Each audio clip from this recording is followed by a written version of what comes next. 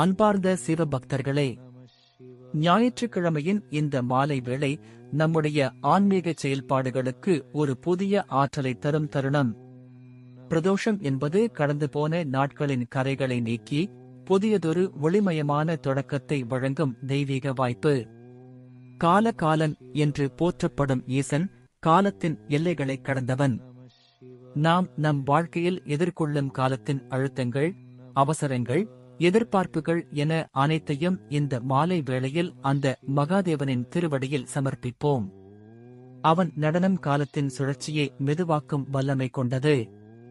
அவரிடம் சரணாகதி அடையும் போது நேரம் நம்மை ஆட்டிப் படைக்காது, மாறாக காலத்தின் போக்கில் நாம் அமைதியாக பயணிக்க ஈசன் வழிவகுப்பான். இன்று உங்கள் மனதில் இருக்கும் குழப்பங்களை ஒரு கரும்பலகையில் உள்ள எழுத்துக்களைப் போல ஈசனின் திருநடனத்தால் அழித்துவிடுங்கள். அவன் அருளால் உங்கள் உள்ளம் வெண்மையான சிவ சிந்தனையால் நிரம்பட்டும்.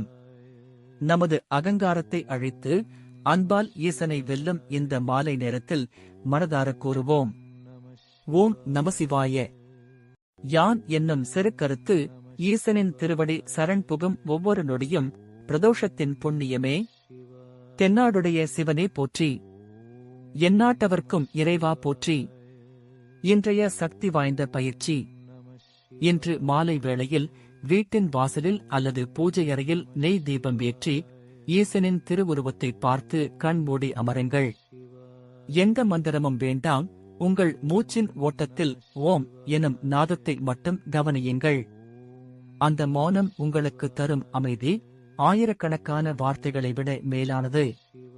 நமது சேனலை பின் தொடரும் அனைத்து நல்ல உள்ளங்களுக்கும் எனது மனப்பூர்வமான நன்றி. நமது சேனலை பின் தொடராதவர்கள் பின் தொடர்ந்து பெல் ஐகானையும் கிளிக் செய்து இறைவன் அருள் பெருக